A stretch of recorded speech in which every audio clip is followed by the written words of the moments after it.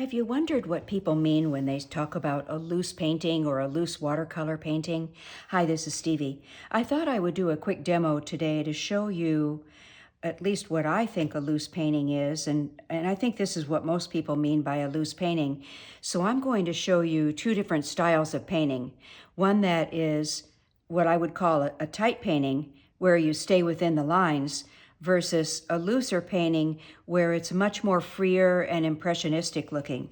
So what I have done here is I've drawn a sunflower from one of the many sunflower photos I have, and I'm holding it up to the screen so you can see. I know the pencil lines are really light, but I just wanted you to quickly see the drawing of the sunflower. So for this first demo, I'm just showing you a typical sunflower painting that is not really done in a loose style. And you see these quite often online. So you see a painting that's done like this. Somebody takes a color and just starts painting the flower, pretty much staying within the lines and staying true to its form. So pretty much whatever I drew here is it's kind of like coloring it in. That's what you're going to see. And I can vary the colors, which I like to do. I like to add different colors, just no matter what I do, just to give it a little more interest. And you can still leave white on the paper. You can see that I've left bits of white here, but I'm pretty much staying within the drawing and sticking to that.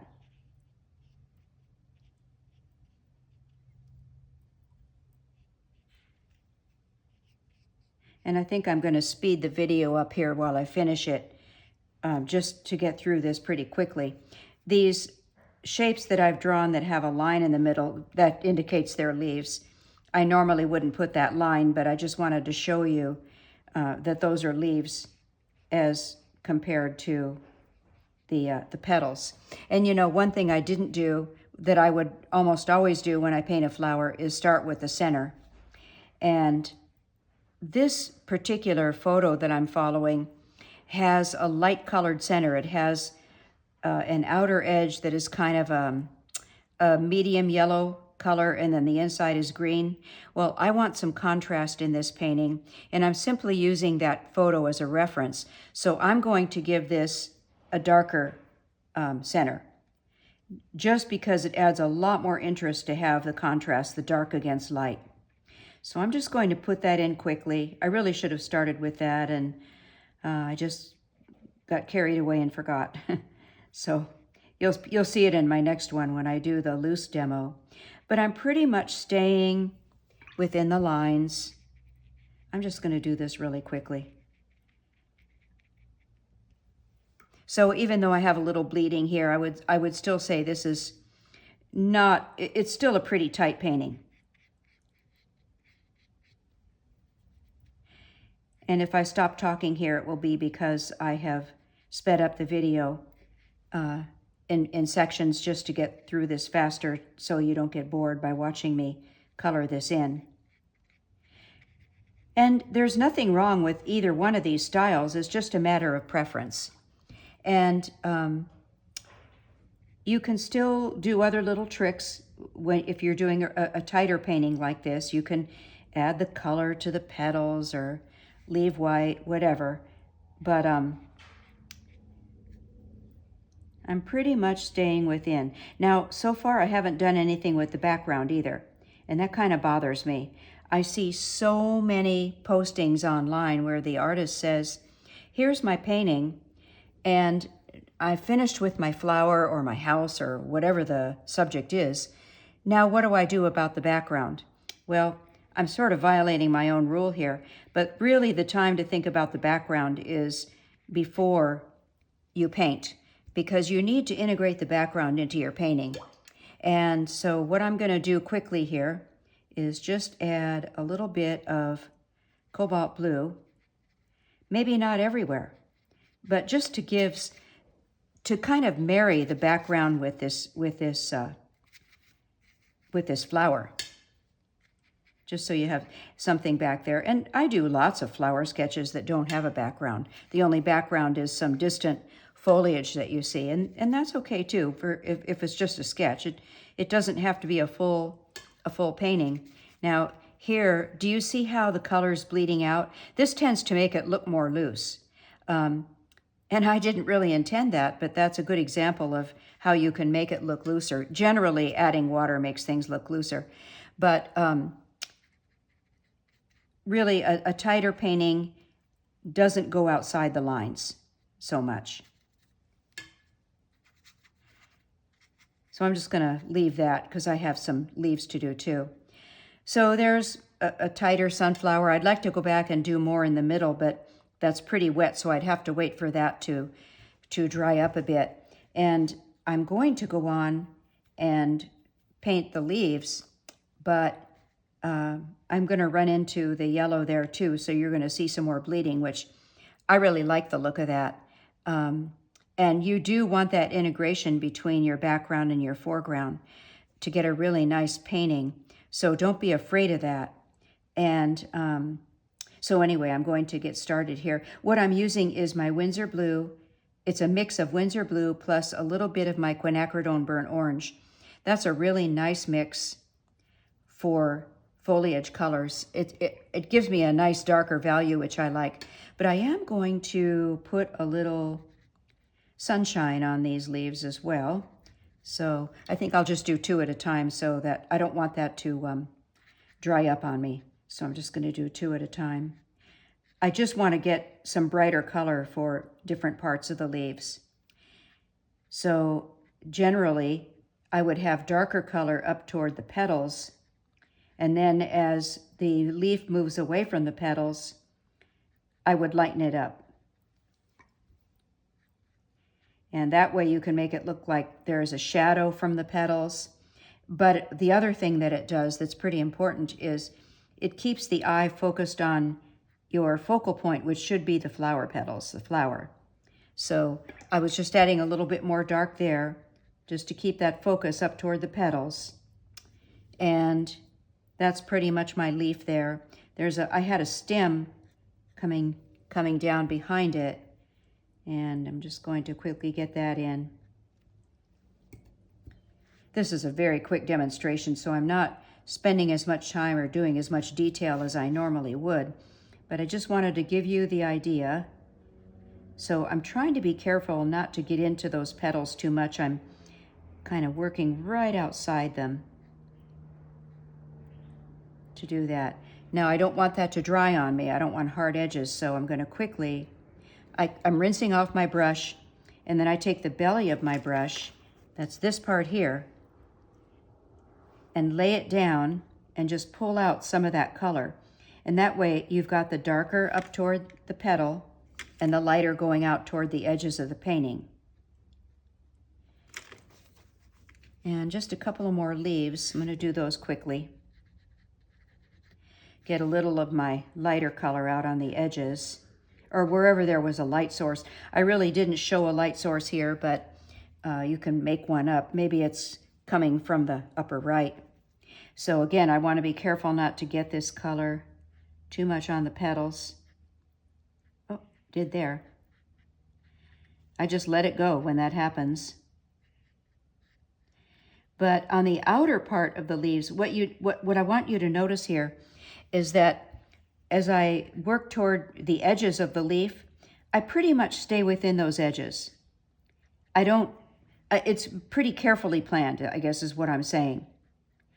Staying within the lines. If this green color does bother you on the petals, rinse your brush off, wipe it good on a paper towel, and just pick up some of that color. I should have rinsed it every time I did that. And then you can go back and add a little bit of yellow if you want to.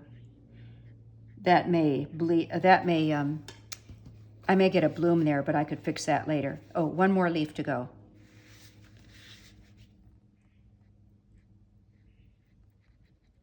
And again, getting that darker color up toward the petals.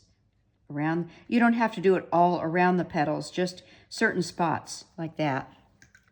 And then rinse your brush This may not be enough color. I might have to add a little more.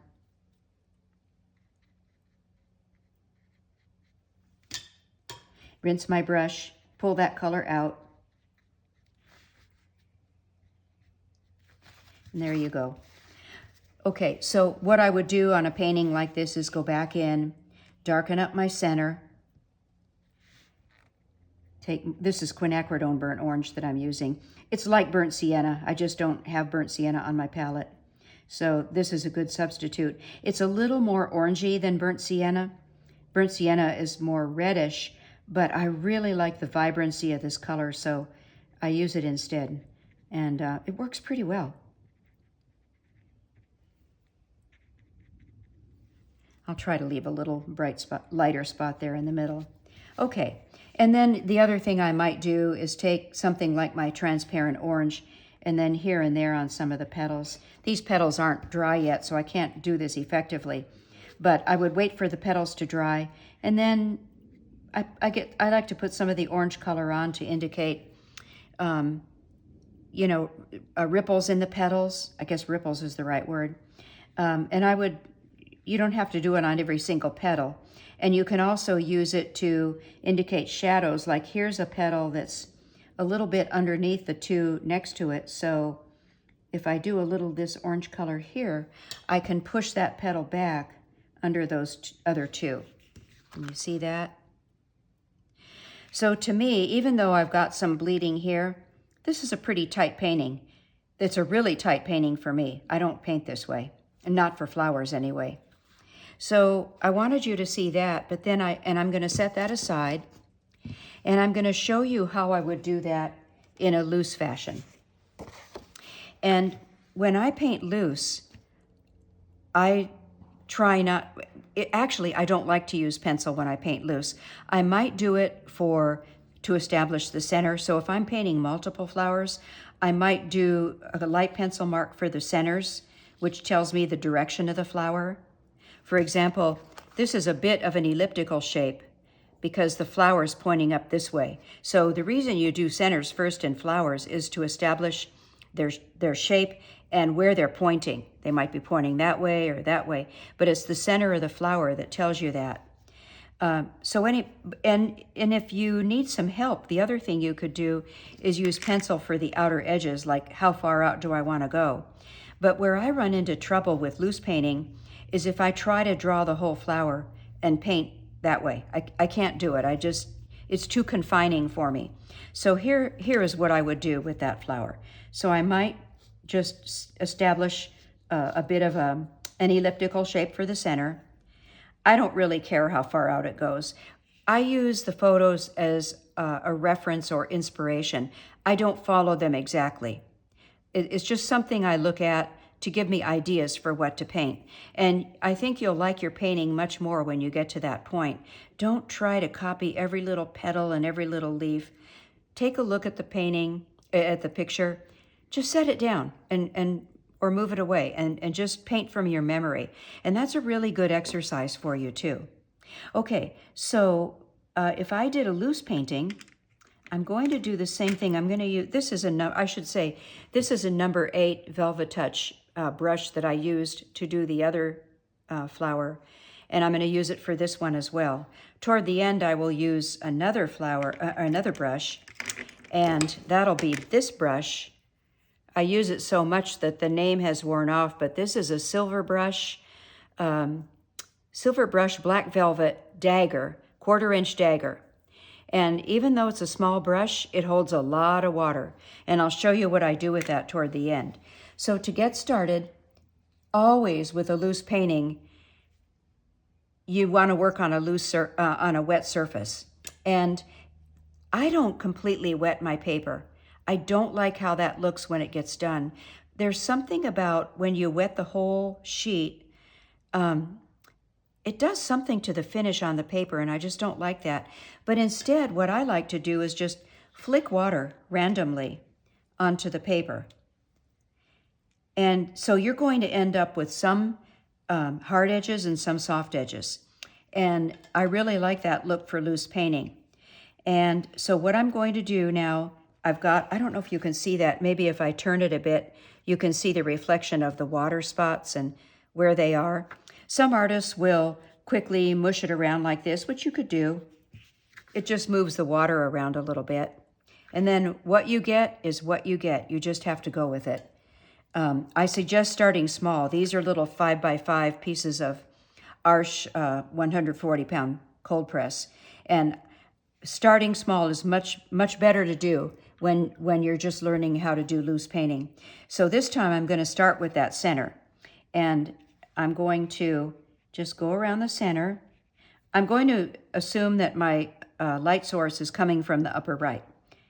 So I'll know where to leave highlights. And I do not like to just draw a circle for a center. That's really distracting. You don't want straight lines or a circle like that. It's just too distracting.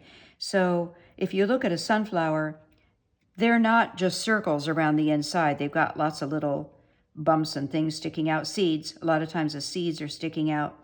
I'm thinking about the part of the center that would be lighter because of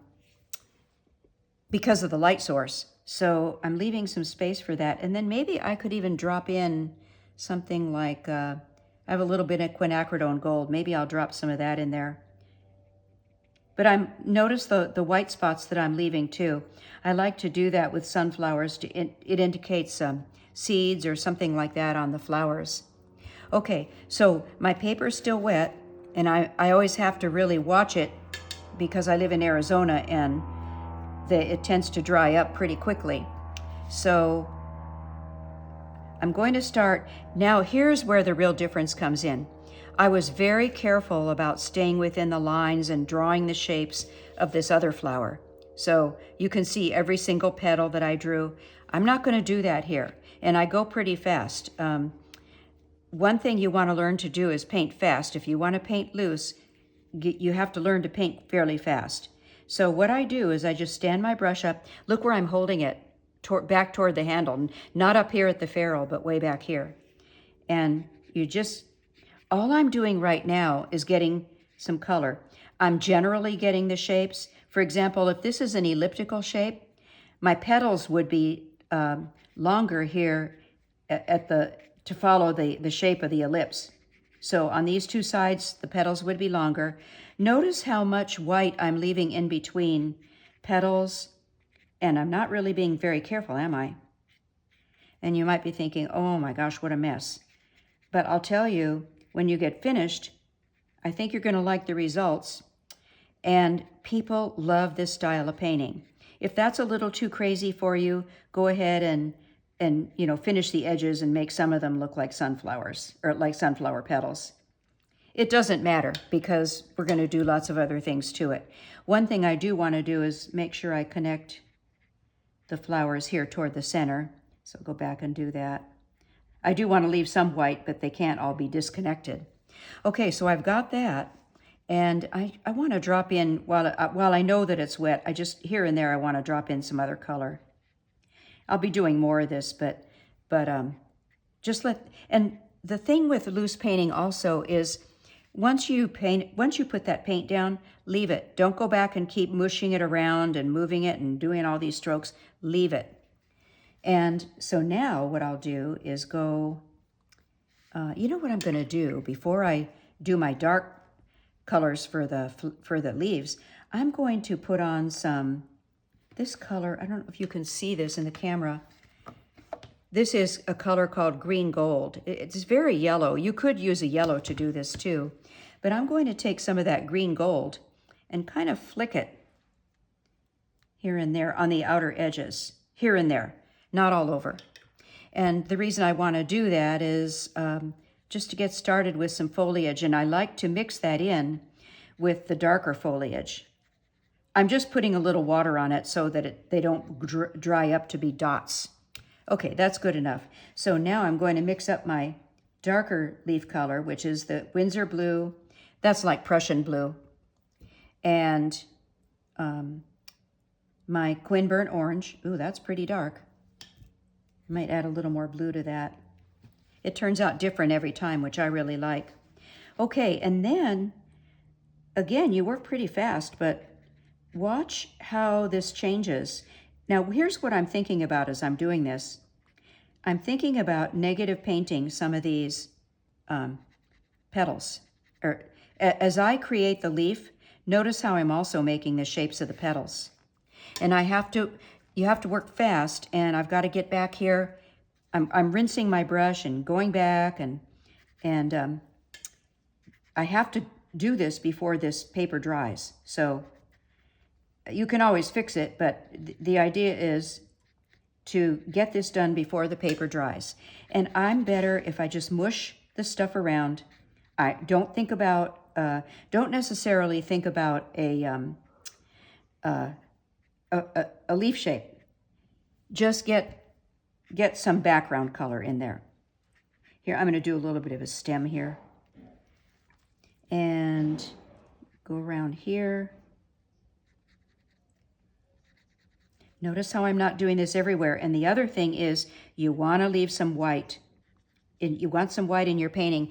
The one thing I didn't talk about is lost edges. And give me just a second here. It's kind of hard to talk and paint at the same time. I hear some banging in the other room. I don't know what my husband's doing. Okay,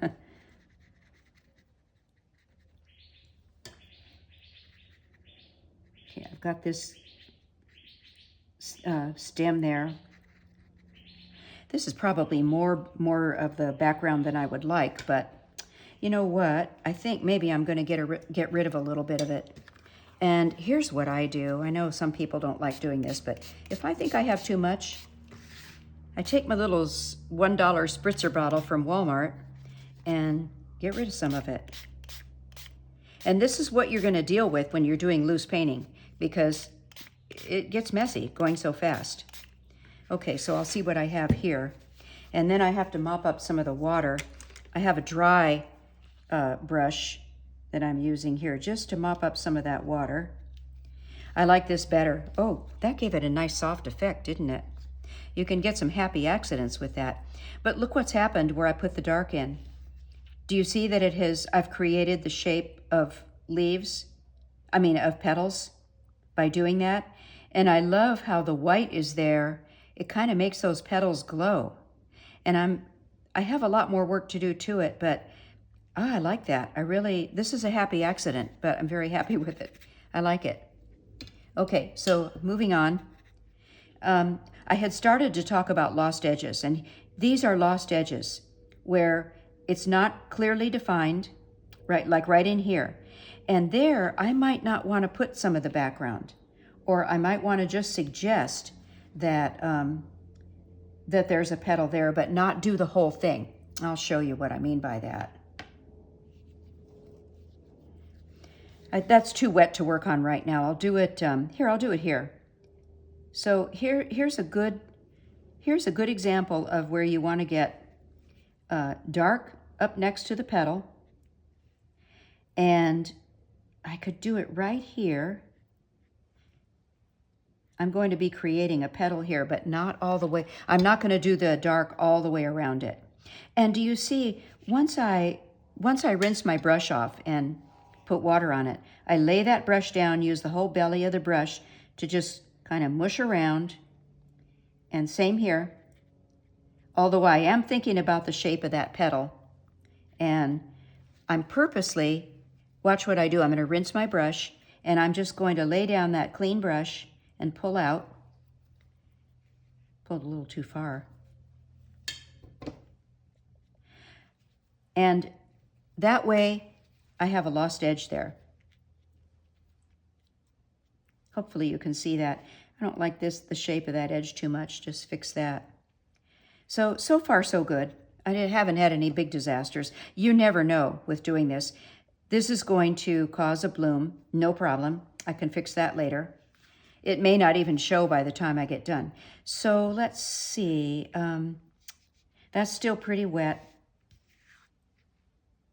Maybe right here, I'm going to define a few more petals. Get a little bit light color.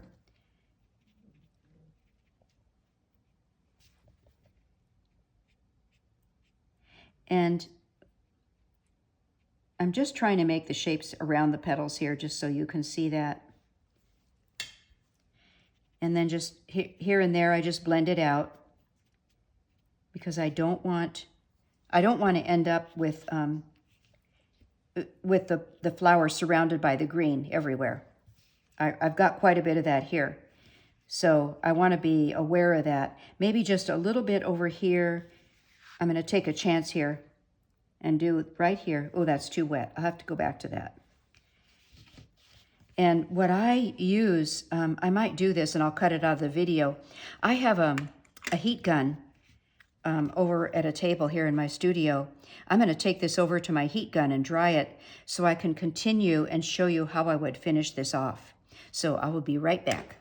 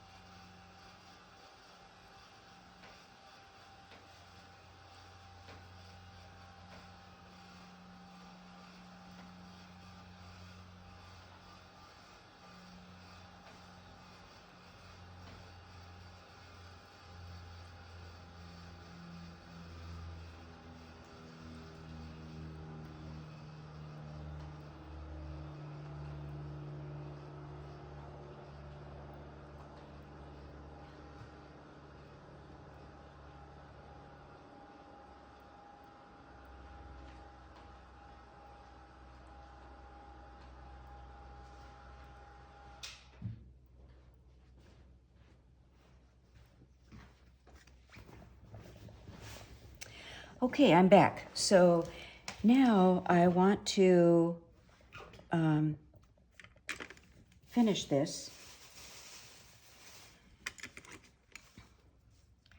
Picking up my number 8 again, number 8 brush. And now my paper is dry. I think what I'll do right in this area here is just flick a little water on. You can see it because it's a little green. My brush is dirty. I'm picking up more of my leaf color, and right in here, I'm going to call a little more attention to this. And the reason I want to call attention to this is because I've got some lost edges here that I'd like the viewer to look at. Maybe even a little right here. So rinse my brush off. With a clean brush, I just use the belly of my brush to lay down that color. And then here, right here, I'm going to I cleaned my brush, I'm just going to pull that off so that just leaves that petal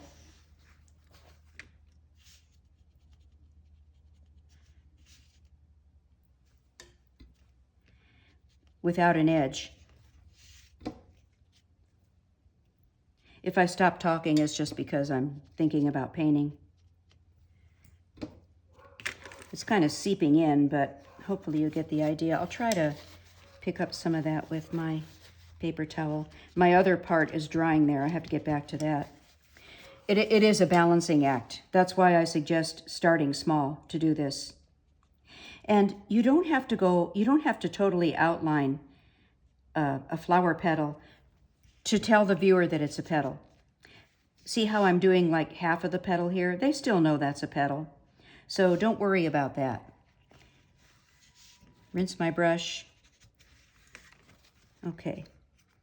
So do you see how with the darker color going up toward the center of the flower, toward the petals, that's where it calls attention to. This I'm still not happy with, but just going to leave that like that. And I don't know that I'll take the time in this video, but the other, I'll show you on one or two of them, where I want to go back and add more color, call more attention to the flower. I would go back with some darker color. That would be more paint, less water. Right in here maybe, and maybe right here. rinse it off and do the same process, but just get some darker color, and you'll see, you'll begin to understand and know where to do that once you've had some practice at it. And right here, and I forgot to go back and put in a stem, so I'll just quickly do something there. I like to vary the colors in the stem, so I did a little bit of my leaf color and added more of the Quin Burnt Orange to it. I also don't like the stems to look so prominent, so I'm going to water that down a bit. Back to this, it dried while I was doing the stem, but get a little more color there, maybe some right here. I have a lot of water on my brush.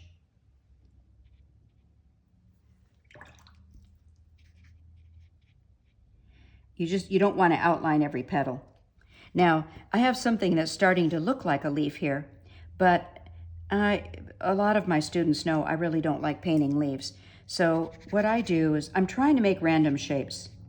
And I'm going to pull out another brush right now, the one that I showed you earlier, my silver dagger brush, my silver black velvet dagger brush, and I'll show you what I do with that. This is kind of messy too, but I'll let that go for the time being. I'm not too worried about that. Okay, so my silver black dagger brush, that's this brush here. It's so small, but it holds a lot of water. But what I like to do with this brush is, because it has such a, it's very floppy. The bristles are floppy, and it comes to a really fine point. But I can hold that brush almost straight up and down and get that brush to really dance around. And I'm going to mop up some of the water on my palette right now. It's way too wet, so my paint is too thin. So I'm going to start over here with my leaf color, my background color. And I don't want too much water in this brush when I do this. It holds plenty of water. So here's what I could do. Maybe like right here I could start. And you don't have to use all dark colors. It would look really nice if you use some of the yellows or other colors to do this too. I can make things that look like leafy shapes. Sometimes I do the whole painting with this brush. But see, when you start working with it loosely, do you see the nice shapes it makes? Really nice. Got some repetitive shapes there. I have to get rid of that. But look at the nice foliage it makes with very little effort. And I really like doing this. I have better luck with it than I do with just trying to paint leaves. I don't know, leaves and me just don't get along very well. I just don't like looking at a painting that has perfectly shaped green leaves all over the painting. To me, it just detracts from the flower, which is your real center of interest. And here, do you see how I can just kind of flick this brush around and it makes different shapes that kind of look like leaf shapes? I can make them look like leaves, or I can make them look like just some kind of random foliage that's sticking out of the arrangement. I'll put a little right here for the heck of it. I'll define this petal a little bit more here. I'm kind of making it up. And that's what you have to do with loose painting a lot of times. I don't like this shape here. Just going to pull that out. And here I could get a couple things. See how you can make sticky looking things, or, you know, other little foliage coming out besides the leaves. So this is a really handy brush, and I encourage you to try it. This is the best dagger brush I have found for what I want to do. There are lots of others, but none of them are this floppy and pointy. I can't get the same look with other brushes. So this is a good one to have. My paper's so wet down here, it just is all bleeding. But you get the idea. And then you can look around and say, okay, what else do I want to do? Well, right here, I want to define that petal a little more. So rinse my brush. And all of a sudden, see, I've made the petal there. But what I want you to look at now, this needs a lot more work, but I'm just going to stop here and show you the two side by side and look at them. So when you look at these, which flower is more interesting to look at? I think if you ask 10 people, probably all 10 would say this one. It's just more interesting. And that's what loose painting does for you. It just makes your paintings a lot more interesting and free looking. Even though it's not an easy process, the viewer thinks that you just kind of magically put that on the page, that it just took you no time at all. And it may not take much time, but it sure takes a lot of practice ahead of time. You know the saying, how long did it take you to do that painting? Well, it took me about 40 years just to learn the process. Not really that long, but I've been studying loose painting for well over 10 years. But if you start small with just a single object, whether it's a flower or, a simple object around the house, like I have a can, that would be cute. You could do that. Try it both ways. Try it with a loose approach and then with drawing it, a tighter painting. And I think you'll be happy with the results. And you can go back, and I'm going to show you here. I'm going to try to find something that is fairly dry on this painting so I can show you. Although I don't like to define leaves like this, here's what I like to do with just a little bit of negative painting. So I picked up a little bit of my leaf color, darker, and right here, I can suggest a leaf just by going around it. And then just be sure to blend it out, to blend out that edge so so it doesn't look like a pencil line. But do you see that? And if I add a quick stroke like this, all of a sudden there's a leaf that appears. I much prefer to do leaves like that as opposed to drawing these kinds of leaves because they're boring. They're just boring. So anyhow, here are the things I would do for this painting. I would go back once it dries and add more dark where I think it needs darks. Pull out more leaves like I did here. It's just too wet to do right now. And go back and darken up my center and maybe maybe I can do this with this brush just to show you. And maybe make some of my petals more interesting by getting some of these lines. If you do those lines, be sure you blend them out at the edges. I just take clean water and blend them out a bit. There. I don't want them to be too prominent, but it's a nice touch, like there. And then I have a clean brush to just blend them out a bit. Or you can go in and wet your petals and drop in other colors. But if you want to do loose painting, my suggestion is use a good 140-pound cold press paper to try it. Hot press, the paint dries too fast. You'll get frustrated. But cold press, like a good paper like Arches or Fabriano, just a good brand, not a student grade. And cut your paper into things like this. These are 5x5. You could do 5x7.